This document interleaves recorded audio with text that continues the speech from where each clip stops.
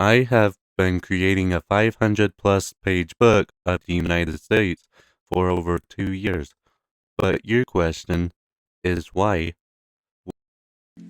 Hey everyone, my name is Porter, and this book has been part of my life for years.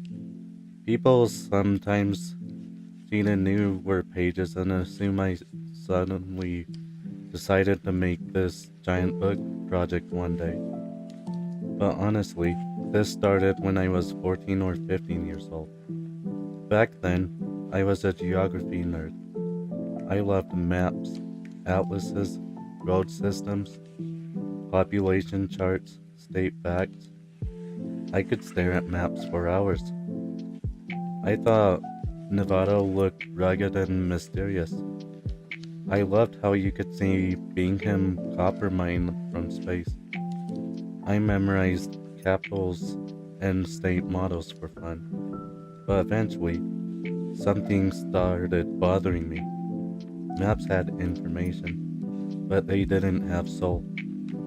They could tell me, here's the capital, here's the population, here's the state bird.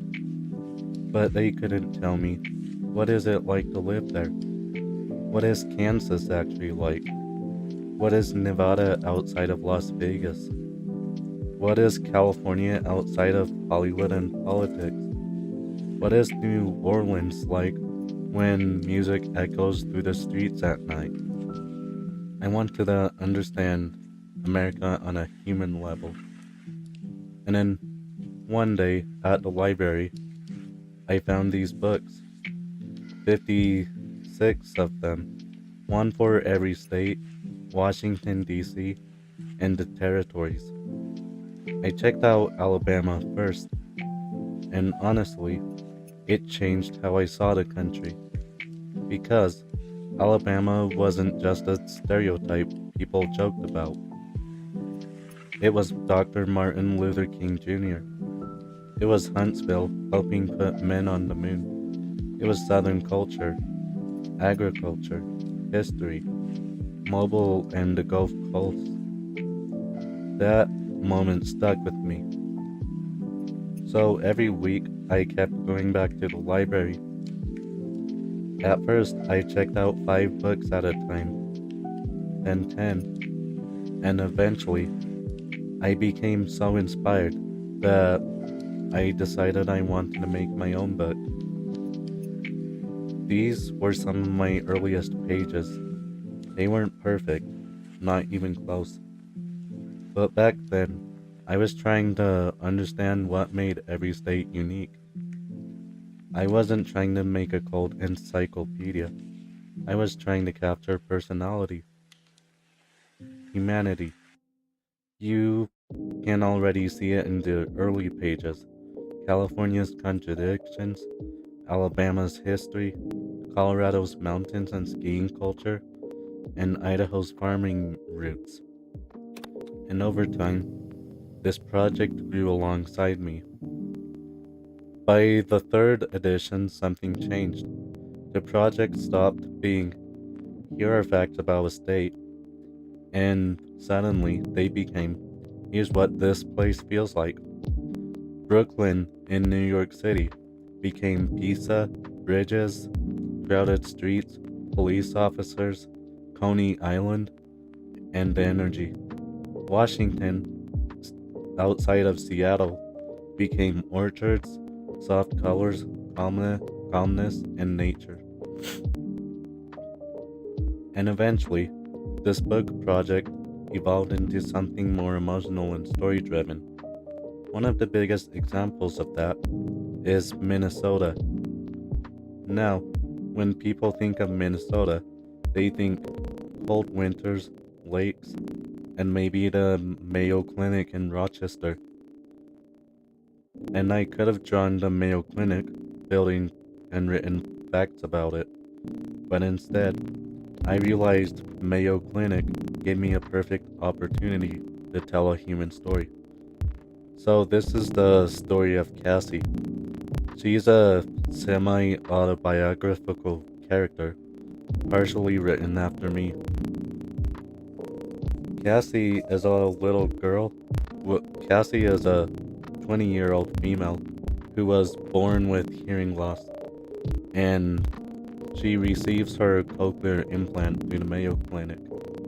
I too have a cochlear implant, but the pages aren't really about medical technology. They're about fear, hope, family, a little girl scared before surgery, a mother trying not to cry in the hallway, doctors comforting a child before a life-changing operation, a father whispering, "Can you hear me?"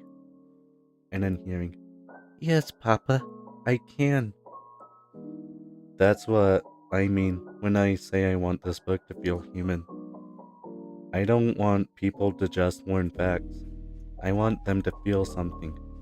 Because America isn't just buildings and statistics. It's people, it's families, it's moments, and it's ordinary life. And honestly, I think people are starving for humanity now.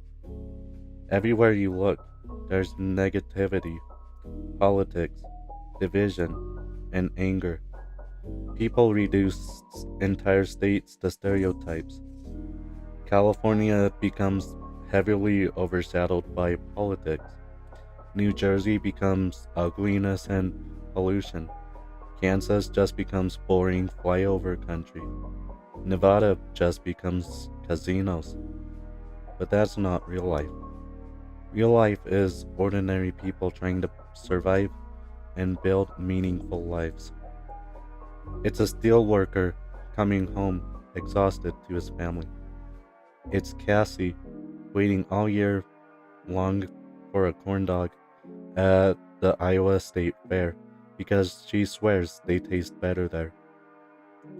It's farmers selling melons in California's Central Valley. It's camping beneath the stars in Montana. It's grandparents drinking coffee in diners before work. That's America too. And honestly, Norman Rockwell became a huge inspiration for me because his art felt human. You can take his most famous art piece, Freedom of Speech, for example. It's a young man standing up, uh, giving, speaking about his ideas, and all the older men around him hear him out. But somehow, it says everything. That's the feeling I want this book to have. Not perfection, humanity. There's a scene in Iowa where people gather in a diner during caucus season. A politician by the name of Andon Kalen, uh, he shakes hands with a truck driver, not screaming, not yelling, just listening to his troubles, listening to how late the trucker stays up to get orders in on time. In Los Angeles, there's a pastor giving food and blankets to a homeless man. The homeless man quotes Matthew. In Maryland, in the city of Baltimore, there's a city, there's a scene about families polishing marble steps outside of row houses because they took great pride in their neighborhoods. These things matter to me because ordinary life matters. And honestly, some parts of this project became emotional to work on, especially immigration. Imagine leaving your homeland forever, packing everything you own into one suitcase, getting on a crowded ship, not knowing if you'll survive, weeks at sea, fear, homesickness, and then one morning, you see New York. The sun is rising, and it's positioned perfectly behind Lady Liberty's torch. And suddenly, you feel hope, a new life, a second chance. That's what makes them. That's what makes the American story special. This book isn't pretending America has always been perfect, because it hasn't. We've always had disagreements. It's not just something new today. We've had disagreements with loyalists versus patriots during the American Revolution, pro slavery versus anti slavery, until it escalated un- into the Civil War. People wanting to stay home and thinking it's a duty to serve their country and protect democracy during the Vietnam War, the Watergate scandal, September 11th, and yes, modern politics. Division is nothing new. But what matters is that we still remember that we belong to the same country during difficult moments. That's what, out of many, one means to me. Different states, different cultures, different people, one nation. Like a huge family sharing one roof. Yes, the siblings will fight and they'll squabble, but at the end of the day, they're all family. They're related through their father and their mother because they all share the same idea of freedom. And I think people desperately need reminders of that right now, especially younger generations, because freedom, history, and culture and identity don't survive automatically. They have to be remembered, protected, passed down.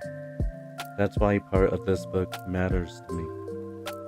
I want someone's grandpa to be sitting in a recliner Sunday, flipping through this book with his grandkids saying, "Yeah, I remember places like that. I remember how this used to be." I want someone from Georgia to cry tears of joy because they felt like their home was captured properly. I want people outside the United States to finally see America beyond headlines, celebrities, and stereotypes. And more than anything, I want people to remember the humanity in places, because every state is beautiful in its own way. And despite all our differences, we're still Americans. So if you decide to follow this project, thank you very much. I'm trying my best, I do my research, and I genuinely care about the people and places I'm drawing. This project comes straight from the heart, and I hope people can feel that. Out of many, one.